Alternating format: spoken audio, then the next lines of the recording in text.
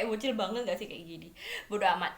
Aku mau ngomongin tentang novel yang Jakarta Rock and Roll yang di video sebelumnya udah aku bahas sedikit sih, karena kan emang aku baru proses untuk baca bagian awalnya, baru 2 bab kalau nggak salah. Terus kemarin itu kan aku udah selesai baca yang Jejak Dedari, udah selesai, terus aku udah mengerjakan hal-hal lainnya selain baca. Malamnya, sore sampai malam itu kan aku udah lumayan santai, terus akhirnya kan aku udah nggak ada tanggungan baca Jejak Dedari. Akhirnya aku mulai lanjutkan untuk baca yang Jakarta Rock and Roll. Jakarta Rock and Roll ini jenisnya novel metropop romance. Jadi ya kalian bisa tahu lah apa yang bakalan kita harapkan dari novel yang metropop romance ini. Cerita kisah cinta orang dewasa yang ada di perkotaan. Kayak gitu kan. Ini novel ini tuh nggak panjang, cuma 180 halaman itu total. Aku pinjamnya kan di Ipusnas, jadi aku nggak pegang buku fisiknya.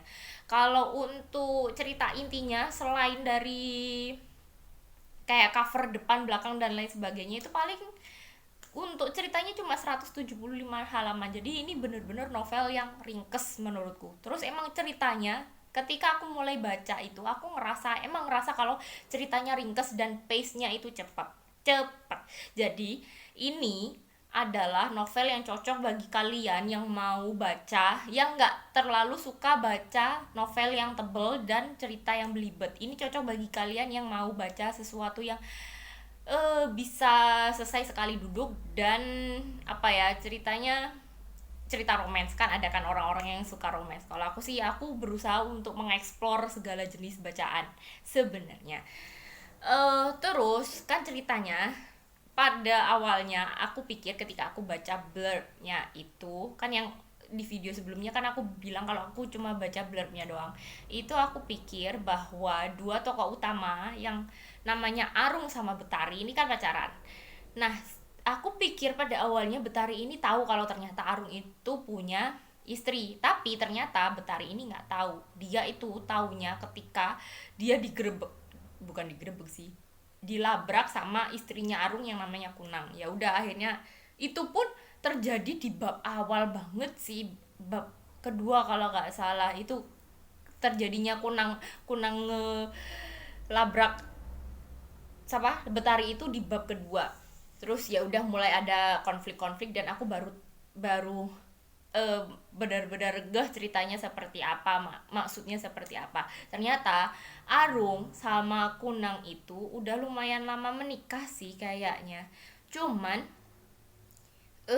emang feelnya ketika menikah itu, Arung itu dia itu berpikir bahwa dia mencintai Kunang, berpikir bahwa bahwa Kunang itu adalah tipe istri idealnya, karena Kunang itu cantik, Kunang anggun, sabar, penurut, dan dia juga dari keluarga kaya. Jadi itu adalah tipe perempuan ideal untuk diperistri. Jadi si Arung ini berpikir bahwa dia itu mencintai Kunang. Terus ketika dia ketemu Betari secara tidak sengaja, Betari ini jauh dari tipe istri ideal, karena Betari ini tomboy, sukanya main skateboard. Dia adalah koreografer yang mencampurkan antara tarian modern dan tradisional. Dan dia ini apa ya, bukan tipe perempuan yang lemah lembut, yang bahkan untuk manggil Arung ketika pacaran pun dia manggilnya sukanya dude atau bro, jadi kayak santai, kayak temen sesantai itu. Nah, ketika dia pacaran sama Betari ini, Arung baru sadar bahwa perempuan yang dia cintai itu yang gak harus perempuan yang seperti Kunang, yang benar-benar sangat perempuan anggun. Sedangkan kalau Betari ini adalah perempuan yang jauh dari kata anggun, tapi dia bisa membuat Arung ini benar-benar merasa nyaman dan menjadi dirinya sendiri. Dan ketika dalam ceritanya ini, Arung itu masih berpikir bahwa dia itu mencintai Kunang.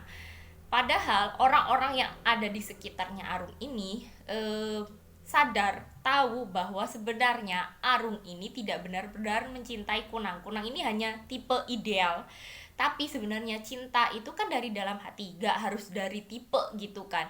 Kalau dari dalam hati, Arung ini sebenarnya mencintai Betari, dan ini mulai konfliknya itu bingung antara dia harus mempertahankan Kunang atau dia mulai mengejar Betari. Soalnya si Kunang ini kan dari keluarga kaya. Arung ini kan menikah sama Kunang itu akhirnya kan jadi CEO sebuah perusahaan besar gitu kan.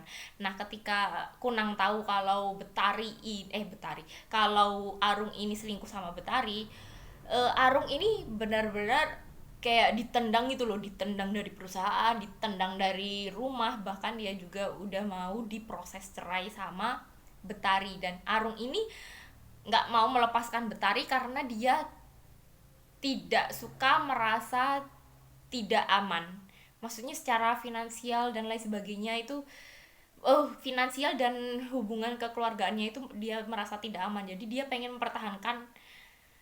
mempertahankan Kunang demi itu. Tapi sebenarnya dia juga masih pengen mengejar Betari. Tapi ketika dalam cerita ini Betari ini udah mulai ketemu sama seseorang yang baru sih, yang namanya David. David ini apa ya, dia itu musisi.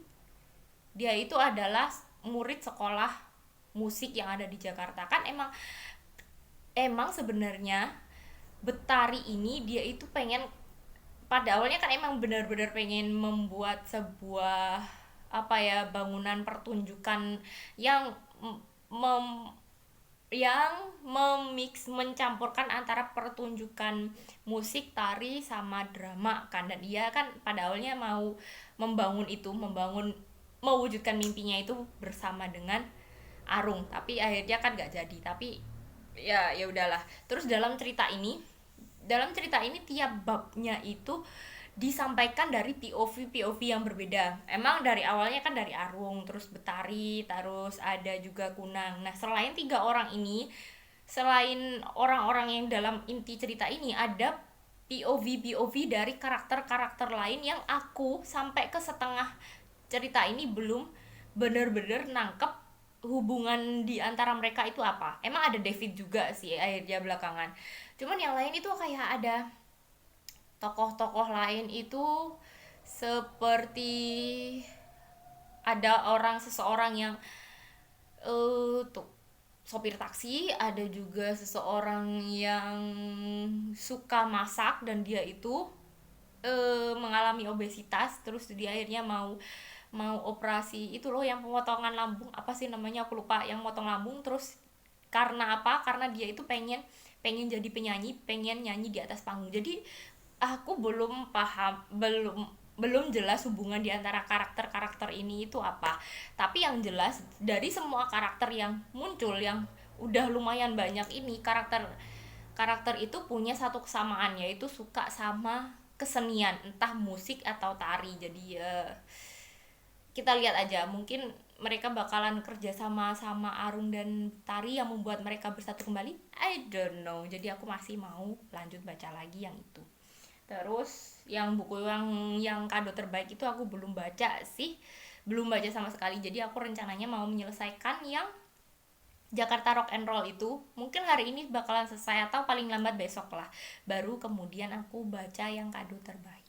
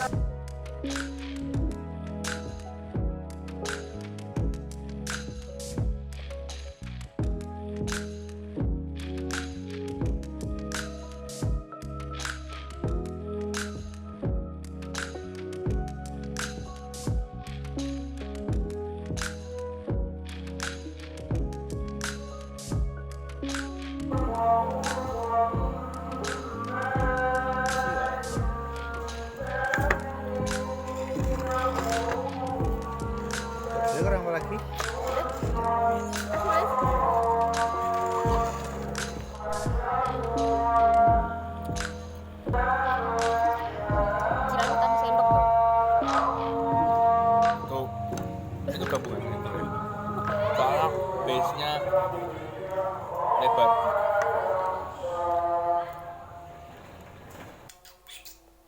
Ini udah take ketiga untuk aku review buku yang sudah dan sedang aku baca. Karena aku gak ngerti kenapa otakku itu sedang gak tahu kemana dari pagi. Pada akhirnya aku selesai baca yang novel yang judulnya Jakarta Rock and Roll, yang novelnya itu cuma 180 halaman, jadi ini tipis banget. Ini adalah metropop romance. Jadi apa yang kalian harapkan dari cerita yang seperti ini? Ya, romansnya tentang Arung yang sudah beristri, istrinya namanya Kunang, dan si Arung ini selingkuh dengan seorang perempuan yang namanya Betari. Pada awalnya aku ngerasa oke lah, lumayan tertarik sama ceritanya, karena pada awalnya itu kayak pengenalan karakter sama building, pengenalan karakter lah terutama, itu cepet banget. Jadi aku langsung tahu karakter ini yang ada di inti cerita, yaitu Kunang, Betari, sama Arung. Terus habis itu baru ada David berikutnya kan. Pada awalnya aku suka karena secepat itu, jadi aku langsung bisa masuk ke ceritanya, masuk gitu ke inti ceritanya. Tapi ketika udah agak di belakang kan mulai ada konflik, entah yang Betari marah sama Arung, atau yang Kunang itu balas dendam ke Arung dan Betari. Itu pace-nya terlalu cepat bagiku, kayak banyak hal terjadi itu langsung tiba-tiba terjadi aja gitu. Bukan tiba-tiba terjadi aja sih, cuman kayak setelah kejadian ini terus tiba-tiba ada kejadian ini, terus akhirnya jadi seperti ini, terus endingnya begini. Kayak so fast, banyak hal yang aku ngerasanya jadi kayak melompat-lompat, terutama ketika pada bagian akhir itu, ketika Arung mulai mau mewujudkan mimpi Betari untuk membuat sebuah gedung pertunjukan di Jakarta, yang pertunjukannya itu seperti drama musikal yang ada tari, drama, dan musik. Itu kayak terlalu gampang dan cepat si Arung itu bisa mewujudkan mimpi Betari. Kayak bukannya ya seperti itu, bukan sih. Lebih menariknya kalau ketika perjuangannya Arung untuk mewujudkan mimpi Betari itu ada halangannya gitu loh. Iya nggak sih? Halangannya ada sih dari si Kunang, cuman itu di bagian akhir banget, ketika mulai ada grand opening terus tiba-tiba dibom sama orang-orang suruhannya Kunang. Kayak apa banget gitu loh, aneh banget. Ya sih, ceritanya Kunang ini jadi sosok perempuan yang aneh. Cara untuk balas dendam ke Arung ini kayak drama banget. Entah dia yang menggugurkan kandungannya, padahal Arung ini sangat pengen banget punya anak, tapi demi menyakiti hati Arung, dia itu rela untuk menggugurkan kandungannya tanpa perasaan. Entah yang dia itu ngebom gedung segede gaban itu, terus habis itu dia juga datengin si Betari, terus mau ngambil semua barang-barang yang katanya adalah pemberian Arung, padahal Betari itu nggak pernah dapat apa-apa dari Arung. Kayak aneh banget gitu ceritanya, drama banget ya, kayak sinetron gitu loh. Tapi kalau sinetron kan berlarut-larut dan panjang, ini sinetron bukan sinetron, FTV kali ya, yang lebih ringkas, cepet, tapi dramanya kayak apa banget gitu loh. Ya udah sih, aku ngerasa cerita ini tuh sedikit terlalu cepat dan terlalu aneh bagiku, terutama Kunangnya sih. Bagaimana caranya Kunang membalas dendam itu kayak sinetron banget. Terus aku pada akhirnya juga baca yang kado terbaik. Ini aku udah baca mungkin 3 atau 4 hari, cuman aku kayaknya belum pernah bikin review sama sekali ya ini. Cuman paling aku bikin review yang di video sebelumnya, yang aku nge-review epilognya doang, belum sama epilognya yang aku tahu. Ini pada akhirnya kan aku baca, udah lumayan banyak sih, bentar lagi juga selesai kan. Ini aku taunya ceritanya adalah tentang Rizky. Tokoh utamanya adalah Rizky ini kan masuk ke panti asuhan itu, kayak dibuang sama ibunya bersama 2 adiknya. Adik yang pertamanya namanya Rizka, itu waktu itu umur 7 tahun. Terus habis itu ada yang namanya Kansa itu waktu itu baru lahir 4 hari kalau nggak salah. langsung dibuang ke panti asuhan, dan itu tanpa nama. Akhirnya yang ngasih nama juga si Rizky ini. Terus ceritanya itu setelah di epilog background ceritanya mereka dibuang ketika umur Rizky itu 14 tahun. Nah, ceritanya mulai masuk ke ceritanya itu ketika Rizky umurnya udah 20 tahun dan dia sudah 2 tahun keluar dari panti asuhan karena dia tidak tahan melihat penyiksaan di panti asuhan itu.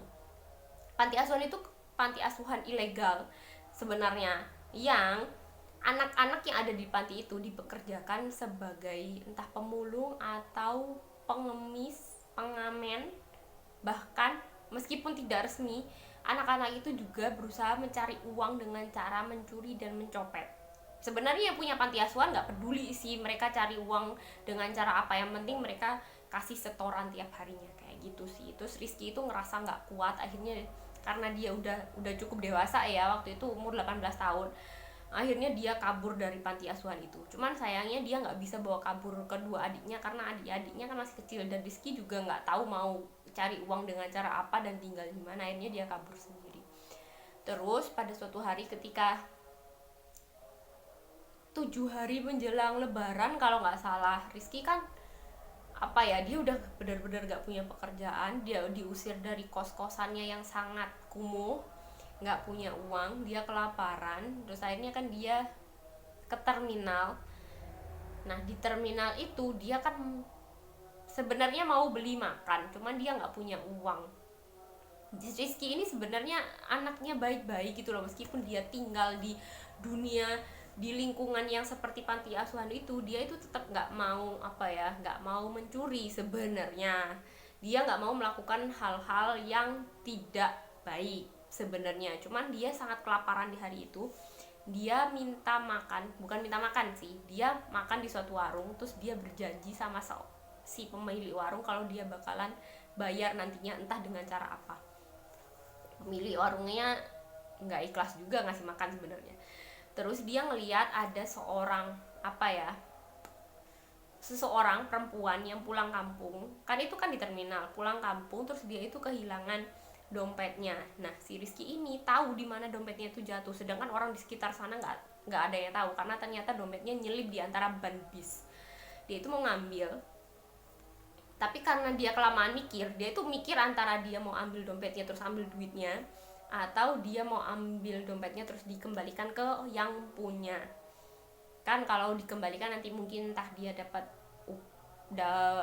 imbalan lah, meskipun sedikit, setidaknya itu uangnya halal. Kalian dia kebanyakan mikir, akhirnya ternyata dompet itu lebih dulu diambil sama adiknya Rizky yang namanya Rizka, yang sudah 2 tahun nggak ketemu.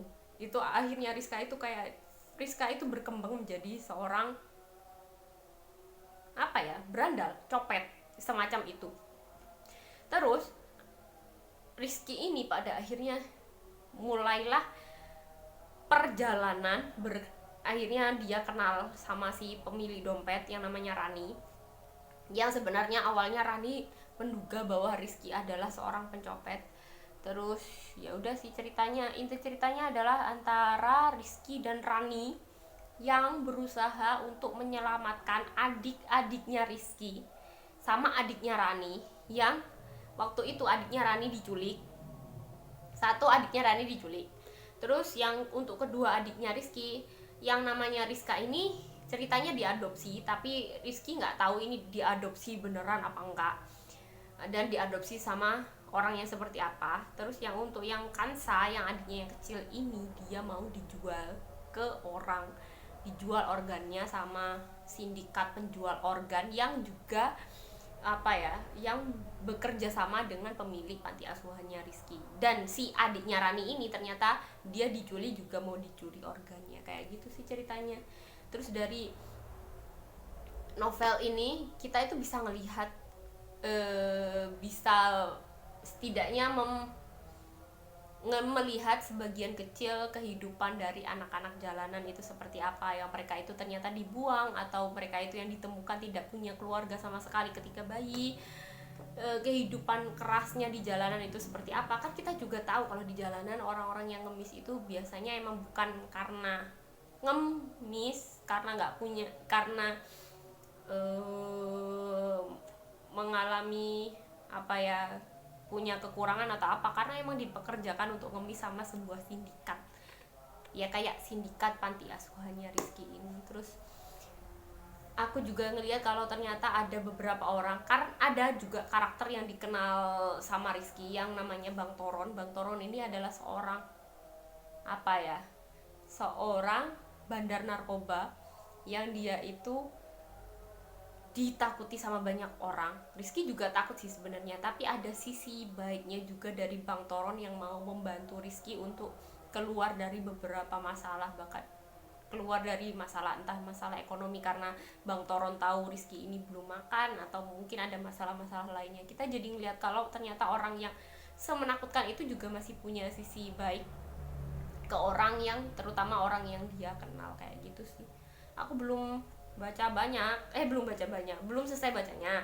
Aku udah baca lumayan banyak tapi belum selesai. Ini masih perjalanan Rizky untuk membebaskan Kansa sama Junet yang adiknya Rani. Kalau yang untuk Rizka itu ternyata dia nggak dijual organnya, dia emang beneran diadopsi. Aku belum selesai baca, mungkin hari ini bakalan selesai. Terus aku bakalan kasih review akhirnya mungkin besok. Terus aku untuk yang di Ipusnas itu aku sekarang lagi pinjem 2 buku. Yang satunya yang Kalamata yang kapan hari aku bilang itu, karena aku ngerasa sayang kalau untuk melepaskan Kalamata yang ceritanya cukup menarik bagiku. Tapi aku belum baca banyak, baru 10 halaman. Bakalan aku kasih reviewnya mungkin di video berikutnya, nggak video yang ini. Kayaknya aku bakalan selesaikan video yang ini ketika aku selesai baca yang Kado Terbaik. Terus habis itu yang kedua itu judulnya Love Me Leave Me.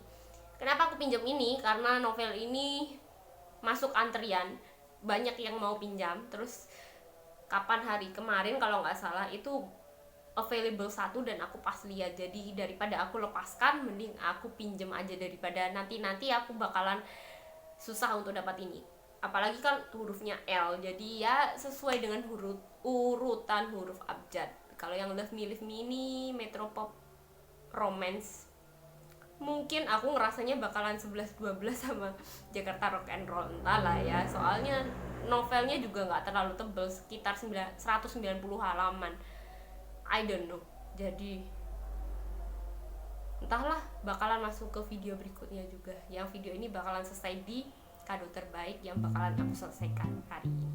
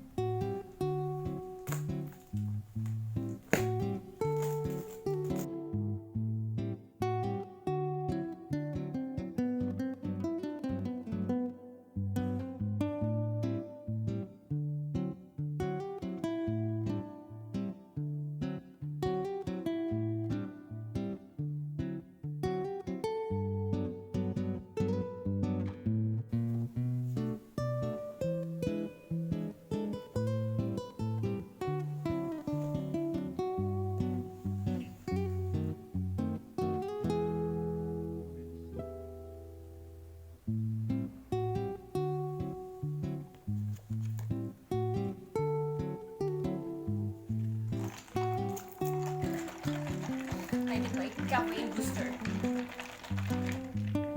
Ini udah malam. Gak malam juga sih. Jam berapa coy?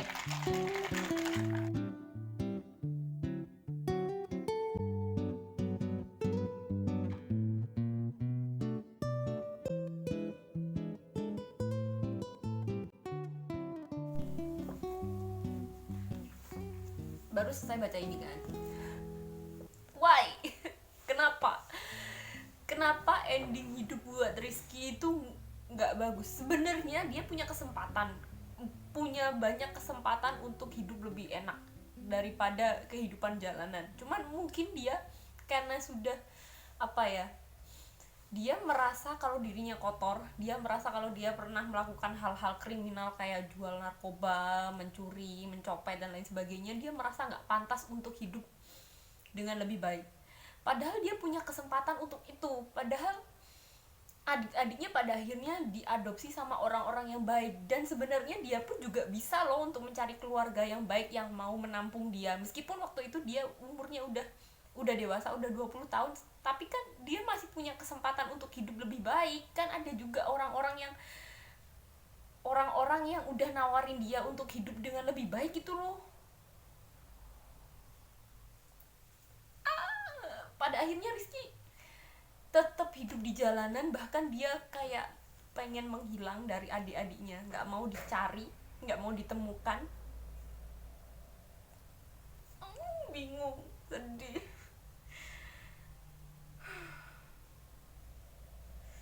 Endingnya sedih untuk hidupnya Rizky. Why?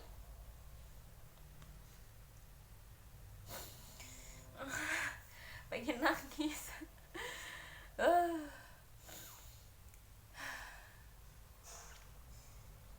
Perasaan terharu itu, pengen nangis itu akhirnya muncul di bagian yang bener-bener bagian akhir banget. Kalau dalam ceritanya aku nggak, mungkin ada saat-saat aku merasa terharu tapi nggak pengen ini untuk nangis. Cuman di akhir nih kayak, kenapa hidupnya Rizky masih seperti ini sampai akhir. Udah itu aja. Bagus sih untuk kalian yang mau, yang suka cerita tentang keluarga, arti kehidupan dan arti keluarga, rekomen. Jadi ini aku baca udah malam, udah jam 9 lebih kan, enggak lah, sekitar jam 9 malam. Jadi wujudku kayak orang mau tidur, bener-bener mau tidur sih. Terus ini lagi ngopi biar aku bisa sadar sebentar untuk baca sama ngomongin tentang buku ini ke kalian. Lihat aja wajahku bar face kayak gini dan jerawat lagi gede banget. Tolong dimaklumi. Jadi untuk video kali ini kan aku dalam waktu semingguan ini baca 2 buku, 2 novel. Yang pertama itu yang Jakarta Rock and Roll sama Kado Terbaik. Yang Jakarta Rock and Roll aku nggak suka, bukannya nggak suka banget juga enggak, cuman aku ngerasa nggak cocok buatku, pace-nya terlalu cepat untukku. Terus kalau yang Kado Terbaik